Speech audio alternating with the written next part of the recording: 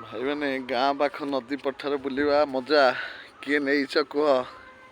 देखो ये नदी पठा केते सुंदर आमर गाँ रही नदी की देखो केते सुंदर इठू तो मोटे जावाक इच्छा होना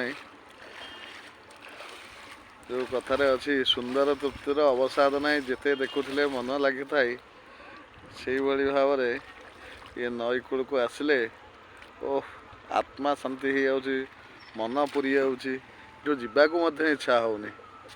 आपण मैंने आपण गाँ जदि नदी थी यहाँ कौ नदी आपण कहींपर आपण गाँव नदी कथा मत देखेबे प्लस यहीटा कौ गाँव कौ नदी कहींपर कि मु सर्ट रे खाली जस्ट कहीदे यहाँ केन्द्रापड़ा जिला ची आउ कौनी अधिका आपण मैंने कहे बहुत पुण्यर नदी है जिते पाप आप नदी में जदि गाधे पड़े पानी टी छिंची पड़े